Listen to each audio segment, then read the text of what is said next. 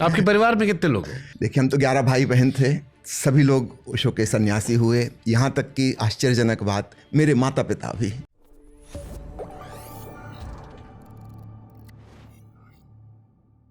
आपके परिवार में कितने लोग हैं? देखिए, हम तो 11 भाई बहन थे, है ना।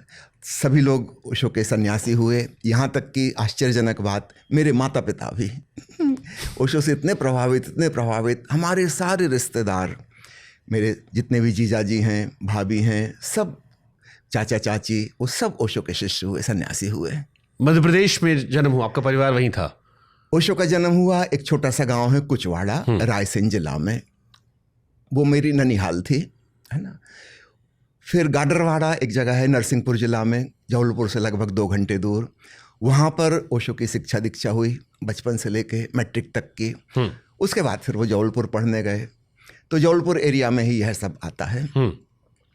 ओशो एक ऐसी शख्सियत है सर जिसे कुछ लोग बहुत पसंद करते हैं और कुछ बिल्कुल नापसंद करते हैं। कुछ के लिए वो हीरो हैं, कुछ के लिए विलन है। इससे पहले मैं स्पेसिफिक सवालों पर जाऊं, मैं कुछ जेनरिक सवाल मैंने रखे हैं शुरू के लिए, ताकि दर्शक थोड़ा ओशो को समझ सकें। क्या ओशो खास बनाता है? वो हीरो हैं जिनमें विलन वाले भी गुण हैं, या विलन हैं जिनमें हीरो वाले गुण हैं, या यही उनकी खूबसूरती है जो उन्हें औरों से अलग कर देती है और इसीलिए ओशो आज भी प्रासंगिक है? उनका सौंदर्य, उनकी महिमा, उनकी गरिमा इसी में है। You can not be indifferent to him. आप उनकी उपेक्षा नहीं कर सकते। या तो आप पक्ष में हो जाओ या विपक्ष में हो जाओ, या तो उनके दोस्त बनो या दुश्मन बनो। आप चुपचाप खड़े नहीं रह सकते। आपको एक पक्ष लेना ही होगा, क्योंकि वो सारी पारंपरिक मान्यताओं को चुनौती दे रहे हैं।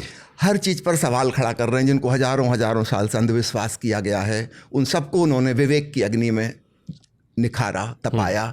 तो निश्चित रूप से या तो आप उनके दुश्मन हो जाएंगे, या आप उनके भीतर का सत्य देख पाएंगे तो आप उनके पक्षधर हो जाएंगे, उनके प्रेमी हो जाएंगे। पर ये कैसा शख्स है जो अपने सवालों पर भी कई बार सवाल खड़ा कर देता है? वो नहीं चाहते कि हम उनके भी विचार से बंधें, इसलिए वो अपने विचार को भी हमसे छीन लेते हैं। वो कंट्राडिक्टरी बातें इसलिए कहते हैं। आज उन्होंने जो कहा है, कल कुछ और कहेंगे, परसों कुछ और कहेंगे। यही एक जीवित व्यक्ति का लक्षण है। समझिए, आज मैं आपसे कुछ कह रहा हूं जो मुझे ठीक लग रहा है, अपने पूरे होशो हवास में, विवेक से मुझको जो ठीक लग रहा है वो मैं आपसे कह रहा हूं। ठीक बात। लेकिन साल भर बाद हम जब मिलेंगे, क्या मैं वही बात कहूंगा दोबारा? अगर मैं वही कहूंगा तो इसका मतलब मेरा कोई विकास नहीं हुआ, मेरी बुद्धि का, मेरे विवेक की कोई उन्नति नहीं हुई। मैं वहीं के वहीं अटक गया, मैं मर गया 1 साल पहले ही। जहाँ था वहीं के वहीं अटका हूँ। नहीं, 1 साल में मैं जीवन के विभिन्न अनुभवों से गुजरूंगा, और हो सकता है मुझे अपनी ही पुरानी बात में से कुछ ठीक ना लगे, और अब मेरे अंदर एक नई सोच पैदा हुई है। तो ओशो समय के साथ जैसे सरिता बहती जाती है प्रवाहमान, ऐसे ही ओशो एक प्रवाहमान सरिता की भांति हैं। वो कोई डबरा या तालाब नहीं है बंद कि जहाँ थे वहीं वैसे ही रहेंगे।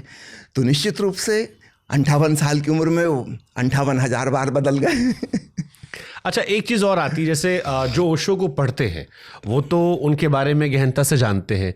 जिन्होंने नहीं पढ़ा या जिन्हें सिर्फ उतना पता है जितना सोशल मीडिया पर कहीं झलक पाते हुए निकल गया, उनके जहन में ओशो की छवि एक सिर्फ सेक्स गुरु की है।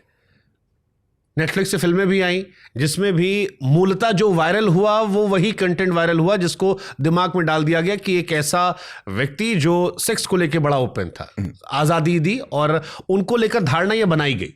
अब ये जानबूझकर उन्हें बदनाम करने के लिए थी, प्रायोजित थी, या ये उनके जीवन शैली या उनकी बातों का एक बड़ा हिस्सा था, या जो शायद सबसे रोचक हिस्सा था? देखिए, जीवन तो बहुत बहुआयामी है, हजारों उसके पहलू हैं। निश्चित रूप से उसमें एक पहलू काम वासना भी है। और ओशो ने जब ध्यान सिखाया, ध्यान का मतलब होशपूर्ण होना, संवेदनशील होना, प्रेमपूर्ण होना, तो जीवन के सभी आयामों में तो उनकी ध्यान विधियाँ ऐसी नहीं है कि आपको बैठ के आंख बंद करके बैठ जाना है और किसी चीज़ पे एकाग्र करना है। जब आप चाय पी रहे हैं तो होशपूर्वक पीजिए, जब स्नान कर रहे हैं एक एक बूंद का स्पर्श शावर का मजा लीजिए पूरी संवेदनशीलता के साथ। जब पैदल चल रहे हैं तो पैदल चलना ध्यान है, जब किसी से बातचीत कर रहे हैं तो वह बातचीत ध्यान है। तो जीवन के सभी आयामों में होश, अवेयरनेस को जोड़ना है, साक्षी भाव को जोड़ना है। निश्चित रूप से सेक्स उसमें से एक हिस्सा होगा जीवन का। तो ओशो ने उसको स्वीकारा है, उसकी सहजता में, उसकी नैसर्गिकता में। अब इस बात को कोई एम्पलीफाई करके बताए तो ये उसकी मानसिकता को बताता है, उसकी मानसिकता में कहीं रुग्णता है। ओशो के पहले तक सेक्स का सदा से दमन किया गया है, उसकी आलोचना की गई है, उसकी निंदा की गई है, उसको पाप बताया गया है। जैसे हमें भूख लगती है, प्यास लगती है, नींद आती है, होश खुल जाता है, सुबह नींद खुल जाती है। ठीक ऐसे ही सेक्स भी एक प्राकृतिक घटना है। पाप और पुण्य की परिभाषा में उसको क्यों मानना, उस पर लेबल क्यों लगाना? तो ओशो ने यहाँ पर सवाल उठाया कि वह गलत नहीं है, वह पाप नहीं है, लेकिन लोगों ने इस बात को पकड़ लिया कि जैसे वो सेक्स को प्रमोट कर रहे हैं। प्रमोट नहीं कर रहे हैं। एक हजारों साल से जो अंधविश्वास चला आ रहा था, एक सामान्य जैविक घटना के प्रति, एक बायोलॉजिकल फेनोमेनन है, उसके प्रति जो निषेधात्मक रुख लोगों ने अपनाया था, ओशो ने उसको साफ किया और कहा कि इसके प्रति भी तुम होशपूर्ण हो जाओ, साक्षी हो जाओ, यह भी साधना का हिस्सा हो सकता है। ओशो की 650 किताबें हैं। सबसे मोटी किताब गीता पर है, करीब इतनी मोटी। उससे छोटी महागीता हो गई। चीन के संत लाओ त्सु पर जो ताओ उपनिषद के प्रवचन माला है, बहुत लंबी, हिंदी और अंग्रेजी दोनों भाषाओं में। संत कबीर पे बोले हैं, 1 दर्जन से ज़्यादा उपनिषदों पे बोले हैं। इसकी तो कहीं चर्चा नहीं करते मीडिया के लोग। सिर्फ एक किताब, सिर्फ उसको पकड़ लिया, और उसको भी किताब को नहीं पकड़ा है, सिर्फ टाइटल को।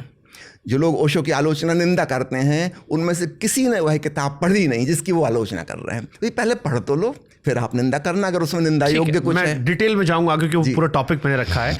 लेकिन ओशो की जो शिक्षा है सर, अगर मैं संपूर्ण शिक्षा की बात करूं, तो वो पढ़ना पर्याप्त है या उसको अनुभव करना, जीना जरूरी है?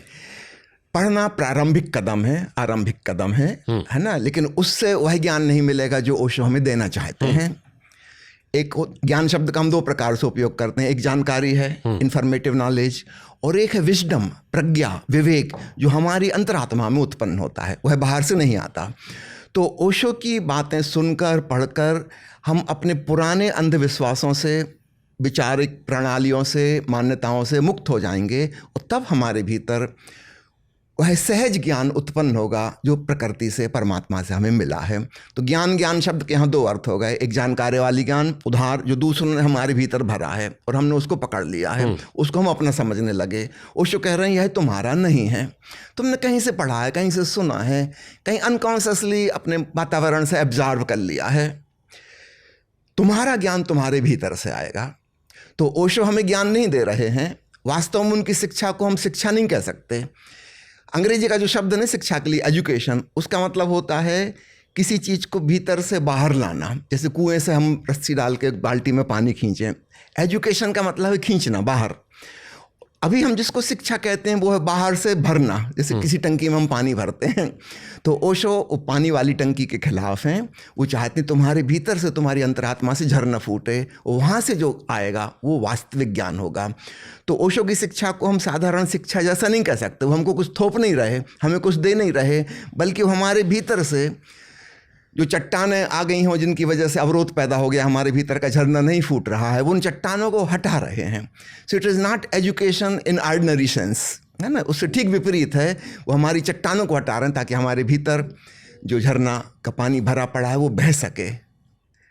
तो ओशो की शिक्षा ऐसी है। सुंदर। मैं क्योंकि कहते हैं ना, किसी व्यक्ति को समझना है तो वहां समझो जहां से उसकी शुरुआत हुई है। जी।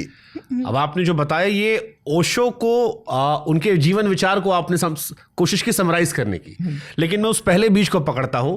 कुचवाड़ा मध्य प्रदेश में वो स्थान जहां पर उनका जन्म हुआ। जी। अब यूपी, बिहार, मध्य प्रदेश, झारखंड, आमतौर पर सर यहाँ लोग पैदा होते हैं तो उनको नौकरी चाकरी चाहिए होता है, एक जीवन चाहिए होता है जहाँ पर आसानी से परिवार साथ रह सके।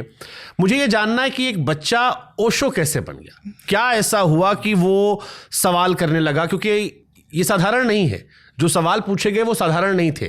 हजारों साल से एक परंपरा चली आ रही थी, उस परंपरा में हर चीज से प्रश्न करना, वो विद्रोही भावना होना, हर चीज पे सवाल कर देंगे, और जैसा मैंने पहले भी कहा, अपने सवालों पर फिर सवाल कर देंगे।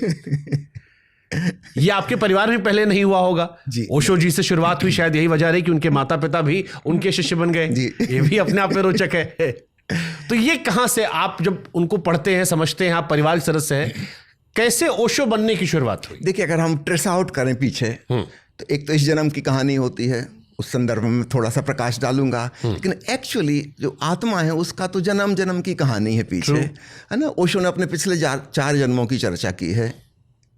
कुछ ग्लिम्सेस जो उनको दिखी उनको उन्होंने बताया है, और उन्होंने बताया कि मैं जितना भी पीछे देखता हूँ, मैं हमेशा ही अपने आप को भगवा रंग के वस्त्रों में देखता हूँ। मैं एक सन्यासी हूँ, सत्य का खोजी हूँ सदा से।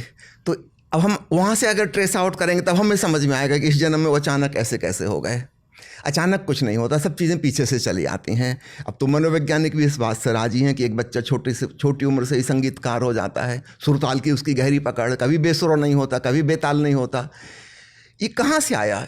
इस जन्म के माता पिता ने या माहौल ने तो उसको नहीं सिखाया था। अभी इतनी छोटी उम्र में कहाँ से उसको ये कला आ गई? पिछले जन्मों से कुछ लेके आया है, जिसको हम कहते हैं हिडन टैलेंट।